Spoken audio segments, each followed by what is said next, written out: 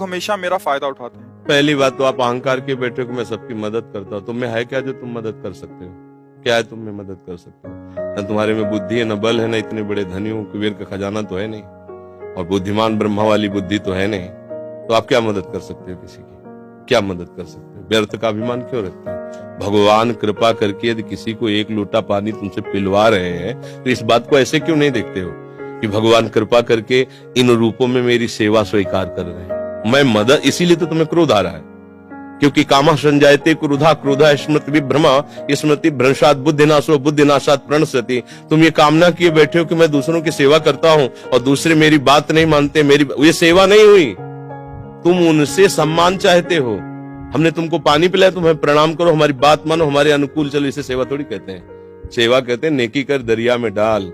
सेवा कर दी, अब तुम गाली भी दोगे तो हमें स्वीकार है। तुमने जल पी लिया, आनंद से तुम मस्त रहो, हमें गाली दोगे कोई परेशानी नहीं। इसे कहते सेवा। सेवा करके सामने वाले को झुकाने की बात आना, उसे सेवा नहीं कहते। पहली बात गलत हो आप, तभी आपके अंदर क्रोध आता है। यदि आप गलत नहीं होगे तो आपके अंदर क्रोध नहीं आएगा।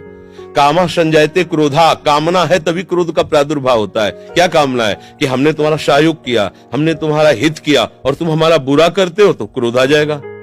अगर तुम हित कर रहे हो तो तुम्हारा बुरा कौन कर सकता है त्रिभुवन में? किसी की ताकत नहीं। हमारा कर्म ही बुरा हमारे सामने आता है। जैसे हम अभी वर्तमान में वो पाप नहीं किए जिसमें हमारे ऊपर ब्लेम लगाया गया है। इस समय तुम बिल्कुल निर्दोष हो, लेकिन वो दोष जो तुमने गुप्त रूप से किया तुम्हें बख्शेगा नहीं। तुम लाख जगह रो, लाख जगह तुम प्रार्थना करो, वो तुम्हें दंड दे के रहेगा। कर्म बड़ा बलवान होता है। तो पहली बात तो ये छोड़ो कि आप किसी का हित करते हो। बात ये सोचो कि भगवान कृपा करके हमसे हित करा रहे हैं, और किसका? वही इन रूपों में आ रहे हैं। आप उनको मनुष्य समझकर, अपने को बड़ा समझकर, फिर दोष हो जाएगा। शास्त्र की बात मानो। भगवान कह रहे हैं मैत्रः करुण एव च, लेकिन निर्ममो निरहंकारा। सबसे मित्रवत व्यवहार करो, ममता न करो, सबको सुख प्रदान करो, लेकिन अहंकार न करो। ये अहंकार ही तो क्रोध रूप में परिणित हो रहा है भैया। दोष को खुद पकड़े हुए हो, दूसरों पे दोष देखते हो, कैसे सुधार होगा? बात सुनो, यहाँ मुंह छुपी बात नहीं होगी।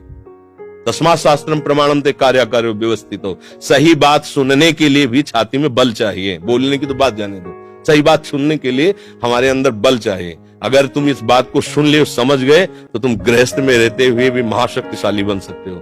पर आज हम क्या है कि शक्ति खुद अपनी खो रहे हैं, इसीलिए क्रोधित हो रहे हैं। कमजोर क्रोधित होता है, बलवान क्षमावान होता है। बलवान क्रोधित नहीं होता है, कमजोर को क्रोध आता है, कामना युक्त को क्रोध आता है। हम दूसरे का हित कर रहे हैं, ये अहंकार है।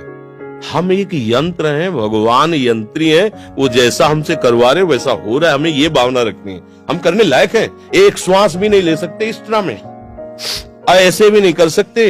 अगर वहां से ऑफ हो जाए तो तुम एक श्वास नहीं ले सकते, फिर क्या होगा? एक कदम नहीं चल सकते, फिर क्या होगा? तो बात समझिए, आपसे जो करवाया जा रहा है वो प्रभु श्री हरि कर रहे हैं। इसी भाव से जब हम चलेंगे तो हमारे कभी गुस्सा नहीं आएगा, कभी गुस्सा नहीं आएगा। आप समझ पा रहे हैं?